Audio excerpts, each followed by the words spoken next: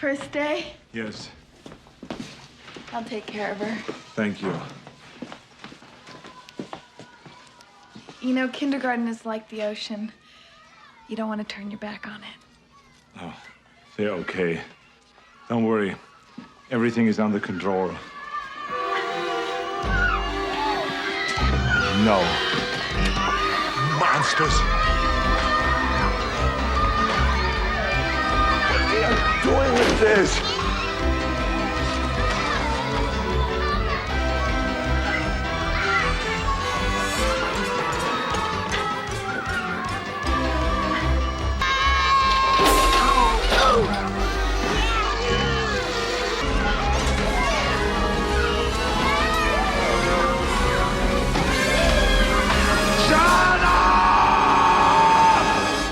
Most of us have been in similar situations where we feel overwhelmed by everything around us. In other words, we have all been under stress. The term stress was coined by Hans Selye in 1936, who defined it as the non-specific response of the body to any danger or change it is not able to cope with. Every day of our lives, we're constantly faced with stressors: screaming children, traffic gridlocks, annoying bosses, accidents, overtime at work, broken promises, jilted love, traumatic experiences, and sudden deaths. The list goes on and on. Stressors are unavoidable. Stress translates into anxiety, panic attacks, anger, attention deficiency, and insomnia. Stress over time can affect every other aspect of our lives, putting a strain on relationships, work output, and ultimately our health.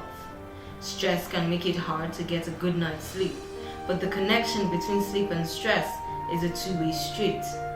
Just as surely as stress interrupts sleep, lack of sleep can be an uncomfortable large source of stress.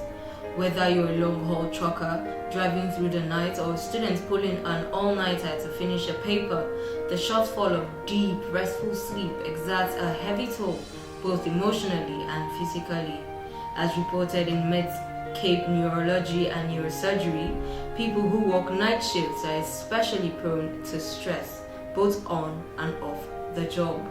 Not surprisingly, they are also vulnerable to a large range of stress-related conditions, including depression, heart disease, high blood pressure, stomach problems, weakened immune systems, and infertility. No matter what your age or occupation, a lack of sleep will throw your system off balance. The body uses a chain of chemicals to send messages of stress. First, the brain releases a hormone called CRH. This hormone prompts the pituitary gland to produce ACTH, the next link in the stress chain reaction. ACTH is the messenger that tells the adrenal gland to release adrenaline and other stress hormones. These are the hormones that make a person feel stressed out. They are also the hormones that, over time, can set the stage for stress-related illnesses. A good night's sleep seems to block this chain reaction.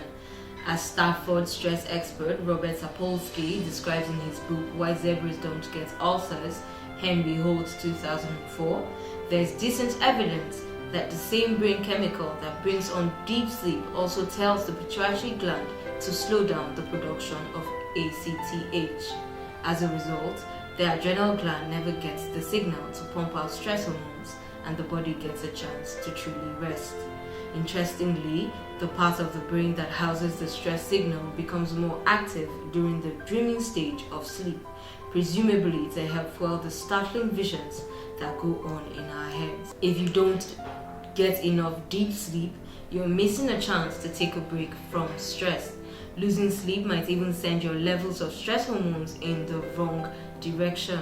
Although research has been mixed so far, one study published in 1997 in the journal Sleep found that sleep deprivation boosted stress hormones the next evening.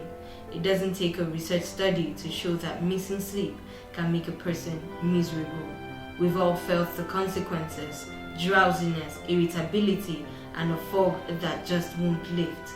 Stress hormones block storage of short-term memories, which may explain why sleep-deprived people notoriously have trouble holding on to thoughts, much to the chagrin of students who cram all night for test. Missing one night's sleep is one thing. Struggling with sleeplessness for weeks or months will really turn up the volume on stress. A study of insomniacs published in the Journal of Clinical Endocrinology and Metabolism found that those with the worst sleep produced especially large amounts of ACTH and stress hormones throughout the day and night.